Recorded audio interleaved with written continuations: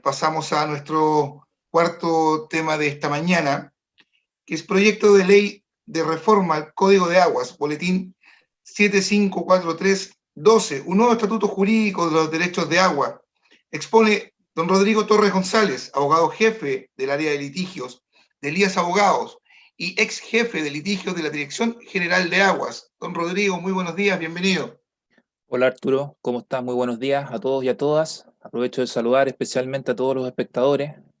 Voy a intentar, a través de esta presentación que voy a incorporar ahora, eh, exponer sobre la reforma al código, intentando conciliar lo detallado por el ministro Oviedo, el ministro Hernández, la señorita Valentina y don Arturo, de tal forma de poder tener un marco genérico de esta reforma, cómo viene, en qué está hoy día, cuál es el futuro, tratando de relacionar todo lo ya dicho en esta exposición. No sé si se ve bien la presentación. Sí, don Rodrigo, estamos viendo la presentación de moderador. Hay Perfecto, que cambiar.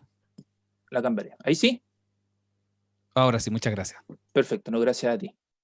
Perfecto, voy a bajar a los asistentes, voy a poner también mi cronómetro para no pasarme.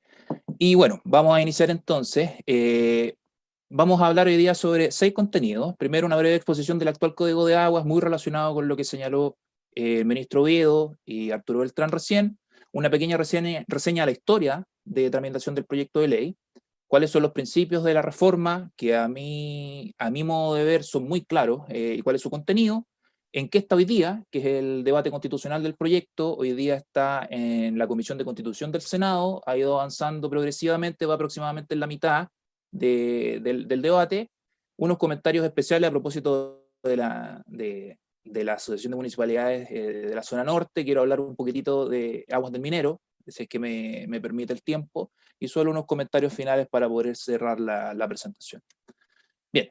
Entonces, en primer lugar, vamos a hablar sobre una breve exposición del actual Código de Aguas. Creo muy necesario que podamos entender ciertas características del Código de Aguas para poder comprender cuál es el sentido de la reforma. Arturo ya señaló algunos puntos, el ministro Diego también lo hizo. Lo primero y más importante, creo que es el centro de la reforma, es que el derecho a aprovechamiento de agua es un derecho real de carácter indefinido.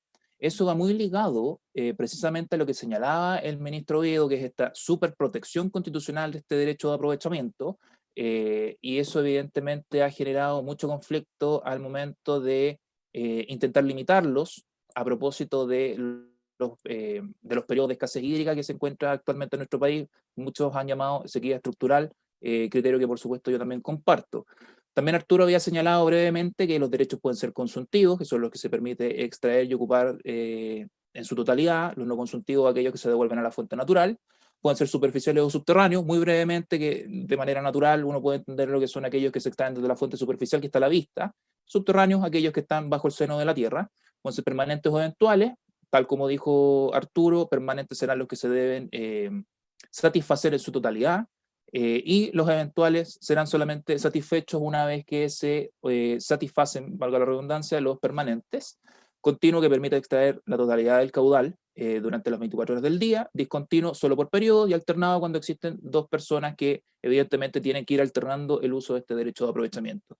Muy importante, hoy día el derecho de aprovechamiento no está asociado a un uso en particular, ¿ya? Eso quiere decir que efectivamente puede existir un cambio de uso, de hecho, y eso evidentemente no genera un problema para la legislación de agua. Sin embargo, desde el año 2018, que fue la incorporación de la Ley de Fiscalización y Sanciones, se señaló que para todas las solicitudes de derechos nuevos se debía señalar cuál era el uso, pero sigue siendo hasta el día de hoy solo un dato nominal, solo un dato estadístico que evidentemente va a llegar a enriquecer en el futuro, tal como voy a detallar, la información tan necesaria para poder dar gobernanza a este recurso cada día más escaso. Tal también como señalaba Arturo, los criterios de disponibilidad y perjuicio de terceros son los que efectivamente gobiernan el Código de Aguas cada vez que se intenta constituir un derecho de aprovechamiento o bien modificar su ejercicio. Lo que la DGA debe ver en este caso es, primero, que sea legalmente procedente, o sea, que se cumpla con todos los requisitos y formalidades de los procedimientos administrativos del Código de Aguas. Y en segundo lugar, se verifica el criterio de disponibilidad. Eso quiere decir que hay que ver si existe disponibilidad hídrica de acuerdo a los balances para poder otorgar o modificar el ejercicio de este derecho.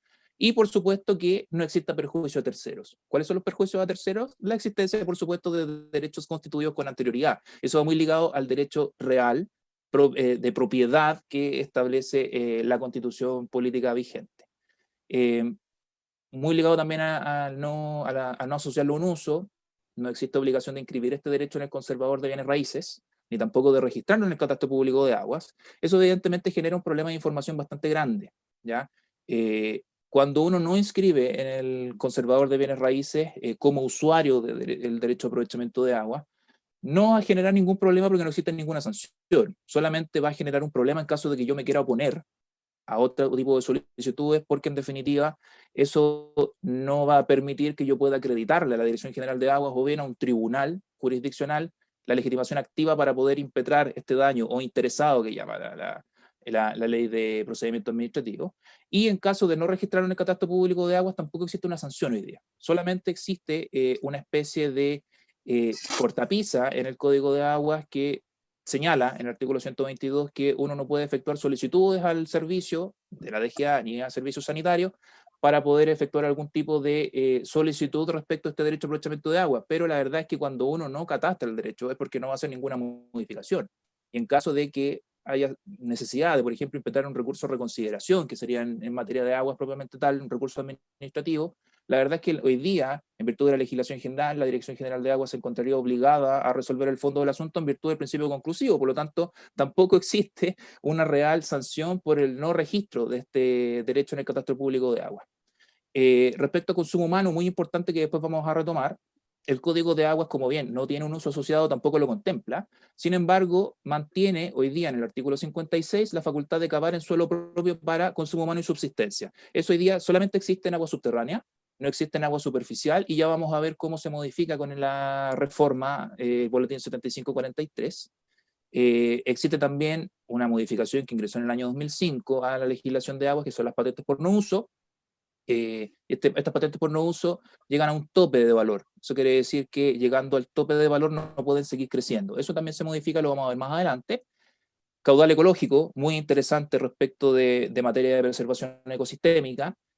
Solamente el Código de Aguas contempla la posibilidad de establecerlo para derechos nuevos. Sin embargo, desde un tiempo a esta parte, la DGA, cada vez que se ha solicitado un cambio en el ejercicio, cambio o traslado de derecho a aprovechamiento de agua superficial, en este caso particular, ha aplicado este caudal ecológico, criterio que la Corte Suprema viene sosteniendo ya hace bastante tiempo en el sentido de que lo considera un derecho nuevo. Vamos a retomar ese concepto de derecho nuevo, quiero que lo mantengan ahí, pero lo vamos a retomar más adelante en virtud de esta reforma. Limitación a prórrata en aguas subterráneas, muy ligado con lo que señala el ministro Diego también. Sin perjuicio de aquello, quiero señalar que la mayoría de estas limitaciones a prórrata, que son temporales, van muy ligadas también al derecho de aprovechamiento ya constituido, es decir, al perjuicio de terceros, más que de la sustentabilidad del acuífero. ¿Ya? Eso es muy importante porque voy a terminar después de esta lámina señalando un concepto muy claro.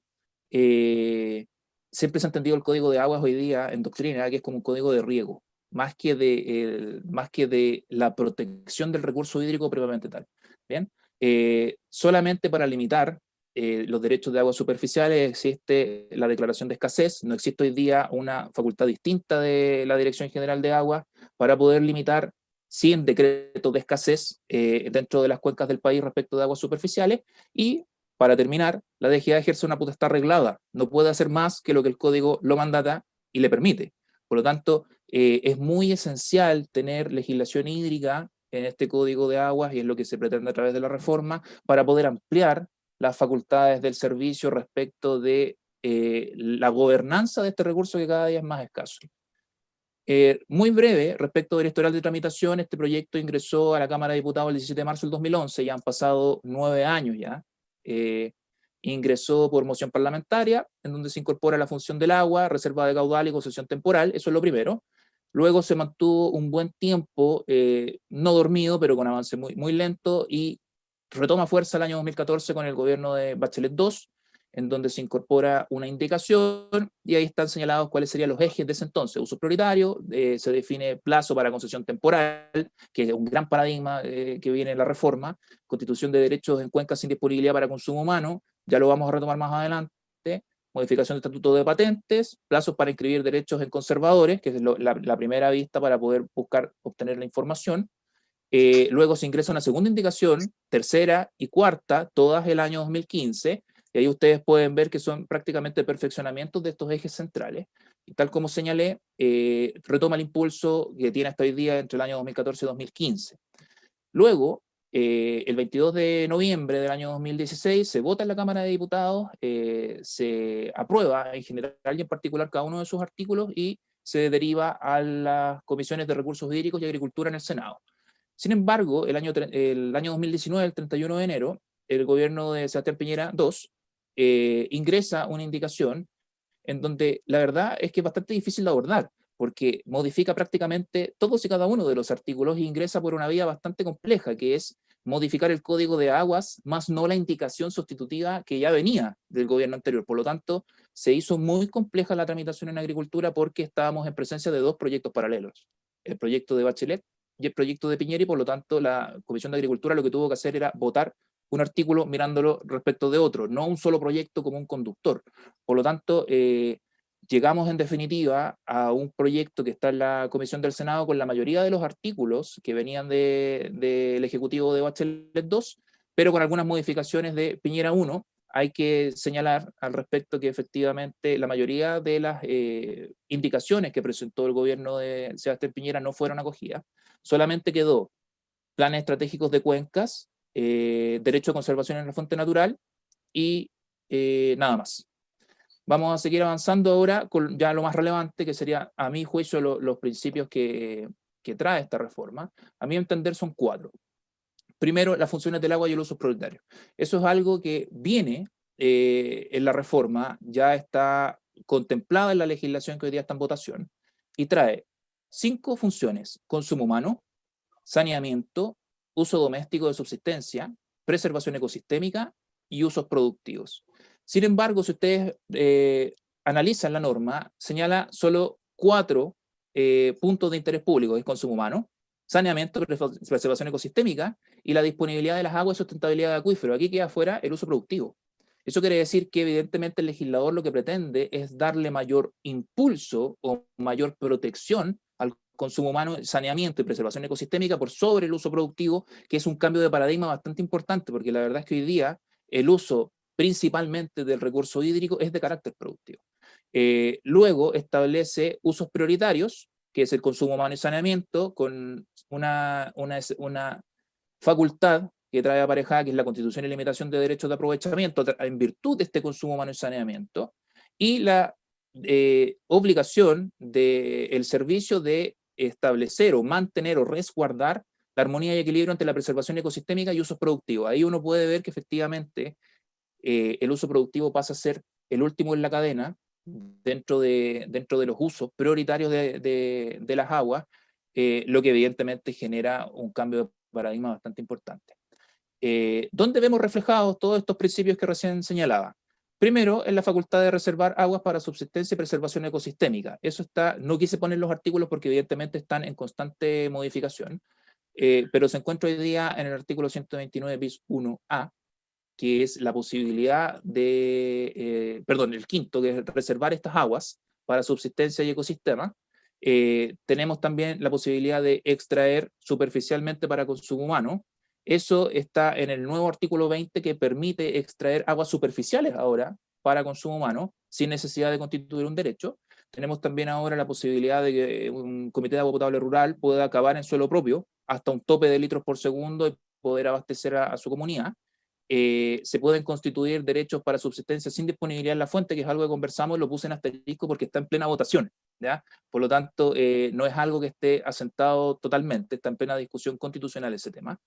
Se pueden establecer nuevos derechos de aprovechamiento para conservación, que es lo que había señalado el artículo anteriormente, 129 bis 1A, que permite mantener derechos de aprovechamiento y solicitarlos, pero para no extraerlos, ¿ya? Esto deriva de un caso muy paradigmático que sucedió particularmente en la Municipalidad de Pucón hace muchos años atrás, que ellos habían solicitado derechos de aprovechamiento, pero para no extraer de la fuente. ¿Eso que generó? Que en definitiva estuvieron sancionados o bien grabados, perdón, a través de sucesivas multas o patentes por no uso, y eso obligó en definitiva a que tuvieran que donar esos derechos al fisco porque para ellos era impagable. De cierta forma, la legislación los estaba obligando a extraer el recurso hídrico de la fuente cuando ellos en realidad lo que querían era no extraerlo y dejarlo como uso ecosistémico o paisajista, ¿ya? Por lo tanto, vienen estos derechos de aprovechamiento para conservación a suplir o a tratar de solucionar este problema. Y tenemos una nueva forma de distribución de las aguas en periodo de escasez, que está también con asterisco porque está en plena votación, que sería el nuevo artículo 314. Los paradigmas. Cambio de derecho indefinido a concesión temporal. Muy importante, ha sido muy discutido. Los nuevos derechos de aprovechamiento van a pasar a ser concesiones temporales de un máximo de 30 años, prorrogables automáticamente, señala la norma, por el caudal utilizado solamente. Eso quiere decir que si yo solicito un derecho nuevo, me lo conceden por 30 años, pero yo en realidad lo pedí por 10, yo ocupo 5, al periodo de renovación solamente me van a renovar por 5. ¿Ya? Eso será materia de prueba con el servicio, evidentemente a través de un procedimiento administrativo reglado. Las patentes por no uso son progresivas sin tope. ¿Qué quiere decir eso? Tal como señalé anteriormente, las patentes tenían un tope. De hecho, muchos de los derechos hoy día están pagando en el tope de la patente, y la verdad es que es un sistema que hasta el día de hoy no ha tenido mayor éxito. Fue concebido en su oportunidad principalmente para los derechos no consultivos y el acaparamiento del derecho sin utilización. La verdad es que hubo evidentemente muchos titulares de derechos de aprovechamiento no consultivos que lo devolvieron, pero tan solo viendo el listado de derechos de aprovechamiento sujetos a pago de patente por no uso del año 2020, ya tenemos aún 5.000 derechos que están en estos listados sin pagar y sin utilizar. Entonces, en definitiva, vemos que el tope que establecía el legislador el año 2005 no ha sido suficiente y por lo tanto se ha decidido eliminar ese tope de tal forma de que siga creciendo progresivamente hasta que sea inviable económicamente para el titular mantener un derecho sin utilización. También viene aparejada la extensión por no uso, tanto para derechos nuevos como antiguos. Eso es muy importante, porque la concesión futura temporal será solo respecto de derechos nuevos, pero ahora el legislador lo que pretende es que se extingan por no uso estos derechos de aprovechamiento también antiguos. Eso quiere decir que va a ser transversal para todos los derechos de aprovechamiento y los años serán consecutivos respecto de los consultivos 5 años y los no consultivos 10 años. Hay unas excepciones, por supuesto, que están en la norma, pero en definitiva ese es el marco importante de mantener en nuestra vista, que el legislador lo que pretende es que se extinga el derecho de aprovechamiento cuando existe un acaparamiento sin utilización. También se ha agilizado el procedimiento de remates por deudas de patente. Yo le pongo perfeccionado en realidad porque encuentro que existen ciertos problemas procesales propios de la ejecución misma, pero en definitiva lo que se pretende es eliminar el segundo remate, dejar un solo remate y en caso de que no haya postores, que el derecho desaparezca de la faz de la legislación y quede disponible de acuerdo a los nuevos balances hídricos. Y también se ha establecido un nuevo procedimiento administrativo judicial de extinción por no uso que es bastante detallado, es el artículo 134 bis, que contiene 16 incisos, etapas muy determinadas para poder resguardar el debido proceso, y por lo tanto eso viene a complementar el interés por el legislador de extinguir aquellos derechos que no están en utilización. Eso es el segundo punto respecto de los principios de la reforma. Tercer punto que puede ser a lo mejor más propio de este seminario es la preservación de la fuente natural y los ecosistemas. La verdad es que se ha ingresado una batería pero enorme de facultades del servicio, todas con miras a proteger la fuente natural. Primero tenemos una limitación proporcional a los derechos, tanto en fuente superficial como subterránea, por riesgo de afectación, que es distinto a lo que señala el código hoy día. Hoy día existe grave afectación. Sin embargo, se cambia ese concepto por riesgo. Evidentemente será materia de prueba, pero entrega una facultad bastante más potente al servicio para poder llegar a limitar proporcionalmente los derechos de aprovechamiento cuando está en tela de juicio la sustentabilidad de los acuíferos o de la fuente superficial. Luego tenemos la suspensión temporal de ejercicio por afectación a la fuente natural, que es distinta a la limitación. La suspensión temporal va ligada a la determinación de un titular específico que daña con su extracción o con la utilización del derecho de aprovechamiento de la fuente natural. La verdad es que esto es bien difícil de acreditar respecto de las fuentes subterráneas, porque naturalmente en los acuíferos, al estar esta extracción de derechos bajo el seno de la tierra, es súper complejo desde mi punto de vista establecer cuál es el titular que realmente fue el que provocó este daño, porque en acuíferos completos pueden haber muchísimos derechos. A lo mejor podría ser más preciso pedirlo o aplicarlo respecto de acuíferos muy pequeños o los sectores altos del altiplano, o donde hay mayormente a lo mejor uso minero, en donde el titular es prácticamente uno y uno puede tener más certeza a través de presunciones cuál sería el efectivo, el titular que efectivamente estaría contaminando o afectando la fuente natural.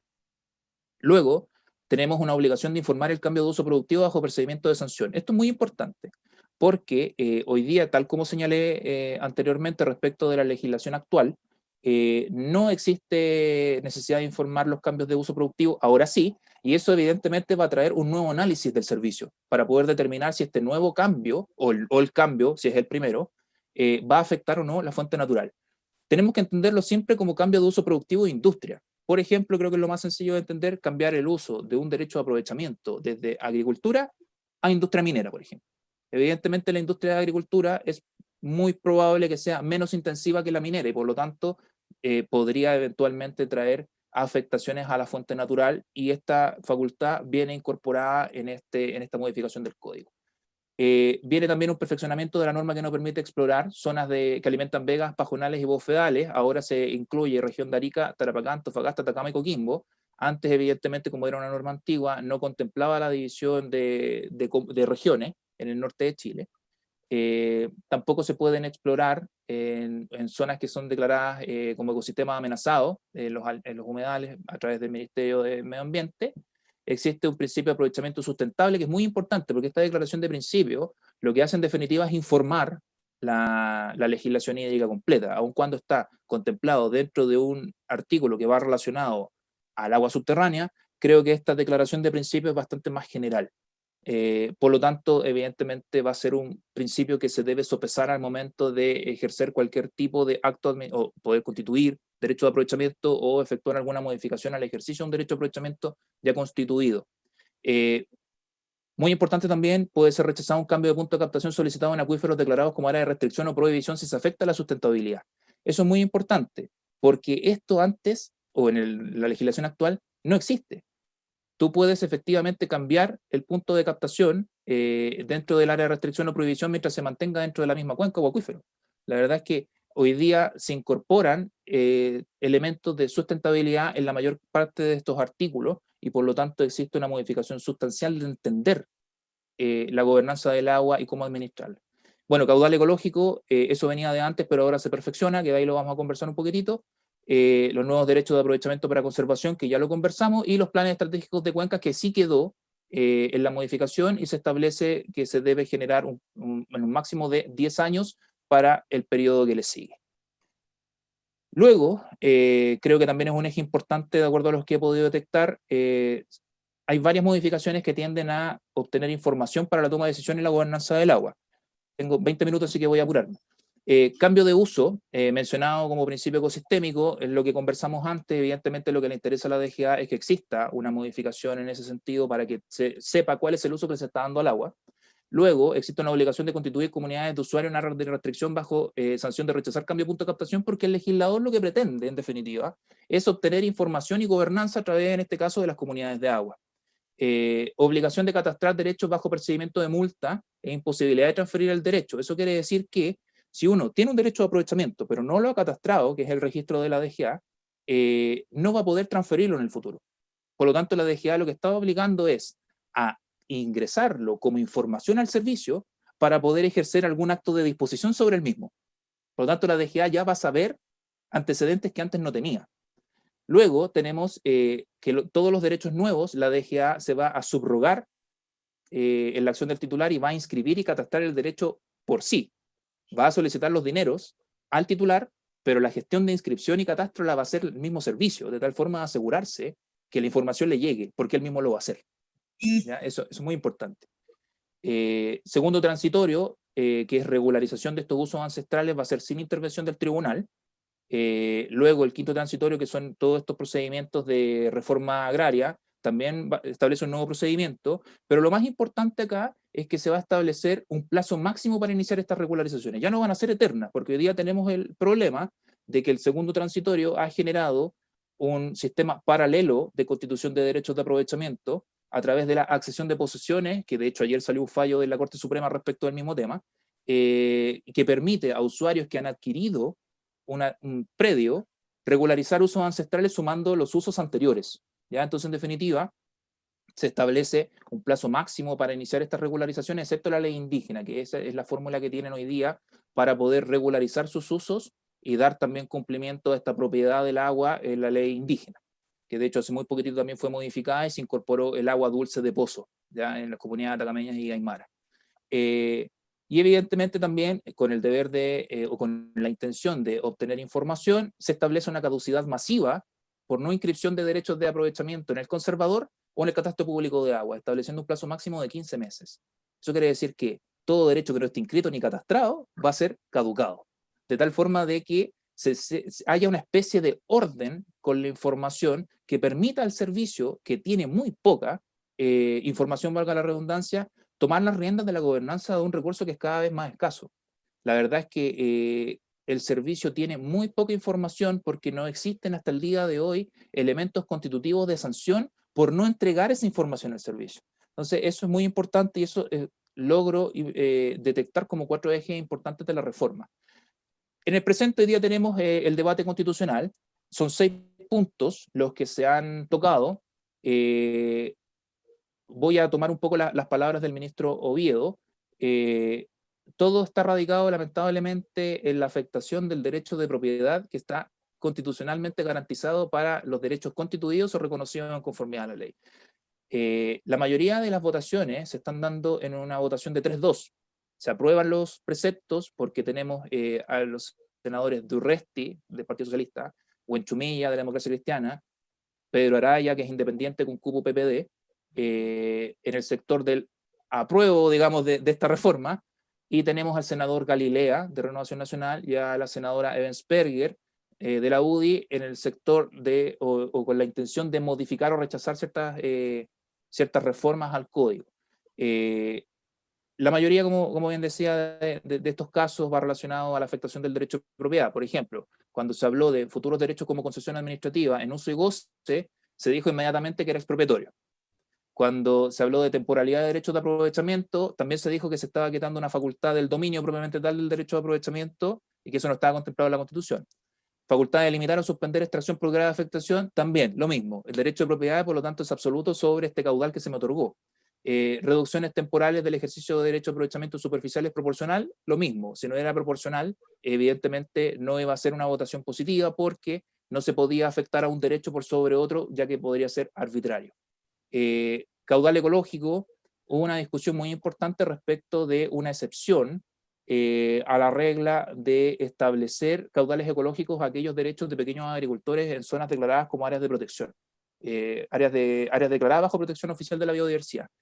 Existía una excepción a los pequeños agricultores, pero en definitiva se sacó para no afectar o discriminar, mejor dicho, a un sector productivo por sobre otro. De hecho, la senadora Speger fue muy fuerte en oponerse a esta excepción, llamando a que también se acogiera respecto de los pequeños mineros, lo que la verdad me parece bastante sensato, ¿ya? Porque si hay un grupo productivo que tiene un beneficio, ¿por qué no otro no? Sin perjuicio de que me parece mucho mejor que se haya eliminado porque no debería existir ninguna cortapisa para poder generar caudales ecológicos, particularmente en zonas declaradas como áreas de protección oficial de la biodiversidad.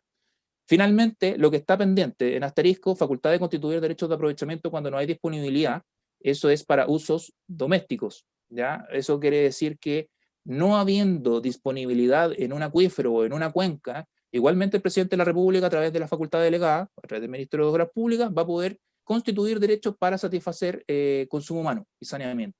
La verdad es que eso yo puedo anticipar la discusión parlamentaria, la discusión en la Comisión de Constitución, de que el discurso para poder rechazar esa modificación va a ser efectivamente el derecho de propiedad, porque se va a tener que limitar proporcionalmente a todos aquellos derechos que ya estén constituidos en una fuente cerrada para poder abastecer completamente este uso prioritario.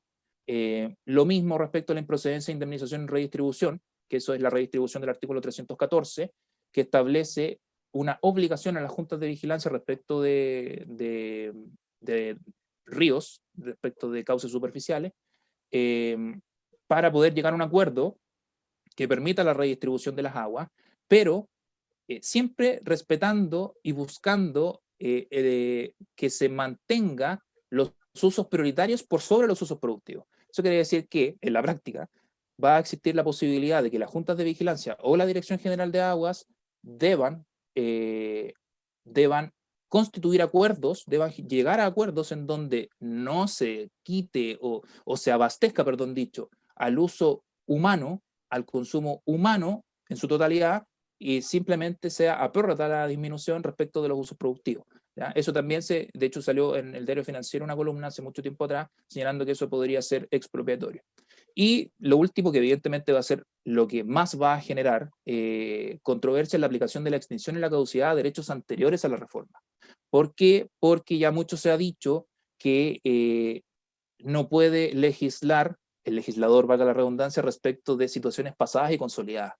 ¿Ya? Esa va a ser la discusión que se va a dar en la Comisión de Constitución, y por lo tanto yo puedo vaticinar que de todas formas todos estos artículos se van a acoger, pero no van a estar exentos de discusión y probablemente el Tribunal Constitucional en el futuro. ¿Ya? Me quedan 2 minutos, creo, 1 minuto me queda.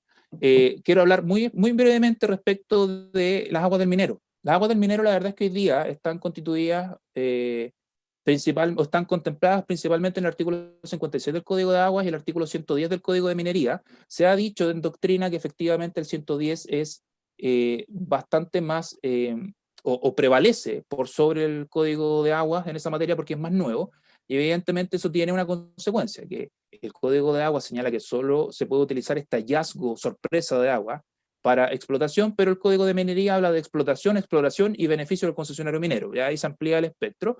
Sin embargo, la propuesta de reforma lo que trae es hallazgo solo para explotación, plazos para informar, extinción por término de faena. La verdad es que es bastante más detallado, y por lo tanto lo que se propende es a la utilización muy controlada de estas aguas del minero en los distintos proyectos. Solo para terminar, Arturo, que te veo ahí, etapa legislativa que queda, término del conocimiento de la Comisión de Constitución. Yo estimo que debería estar aproximadamente unos 2 meses más, porque por el avance lento de la distinta discusión y quedando 3 artículos en la mesa, yo creo que podría estar unas 8 sesiones aproximadamente. Luego viene la aprobación del proyecto en la sala y ya se definió abrir un plazo para nuevas indicaciones. Particularmente el senador Galilea ya señaló que iba a presentar indicaciones, y por lo tanto el procedimiento hasta llegar al final del proyecto y su promulgación y publicación, la verdad es que se ve cada día más distante.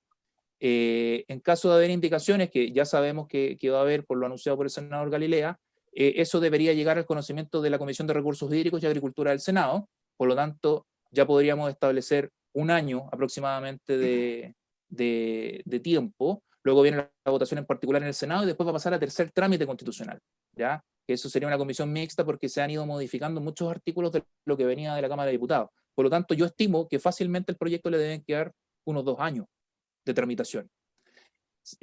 Más el Tribunal Constitucional, en caso de que se llegara al Tribunal Constitucional, de hecho el subsecretario general de la Presidencia hizo prevención de constitucionalidad respecto a algunos artículos en la Comisión de Constitución, y adicionalmente tenemos hoy día el proceso constituyente. La verdad es que yo no sé, sinceramente, si va a seguir avanzando el proyecto estando con un proceso constituyente paralelo. La verdad es que por mi apreciación muy personal, yo creo que debería seguir avanzando. Porque la verdad es que en materia de aguas, por mucho que tengamos distintas visiones, creo que en materia constitucional está bastante determinado el marco, que va a ser probablemente el reconocimiento del agua para consumo humano y saneamiento, probablemente una jerarquización de uso, y eso podría ser el contrapeso a este derecho de propiedad, que yo no sé si va a seguir existiendo, pero a mí me da la impresión de que sí. Me da la impresión de que sí, porque eso está consagrado en el Pacto San José de Costa Rica, y está consagrado también en la Declaración Universal de Derechos Humanos, que son los marcos en que debe moverse el convencional constituyente al momento de legislar o de generar este proceso de constitución nueva. Por lo tanto, yo creo que se va a mantener este derecho de propiedad, sí, probablemente, sobre una concesión en el futuro, sobre una concesión administrativa a un plazo determinado, y adicionalmente se va a generar esta consagración del agua para consumo humano y saneamiento el reconocimiento del bien nacional de uso público y se va a generar naturalmente en el proceso constituyente una cortapisa o un contrapeso, mejor dicho, que va a permitir que el derecho de propiedad de la concesión administrativa futura esté supeditada, por supuesto, al interés público, y en este caso es un uso prioritario, el consumo humano y el saneamiento. Quedo abierto a cualquier pregunta. La verdad es que traté de ser lo más sucinto posible. El proyecto lleva muchos años en tramitación e intenté ser lo más claro para todos ustedes. Quedo abierto, como les digo, a todas las preguntas que tengan. Dejo ahí mi correo electrónico, dejo también la página web del estudio jurídico y abajo la dirección de mi blog personal, en donde yo siempre estoy opinando y siempre estoy construyendo análisis sobre la reforma al Código de Aguas que a lo mejor les puede ser de utilidad. Muchas gracias, Arturo, y muchas gracias por la atención de todos los espectadores.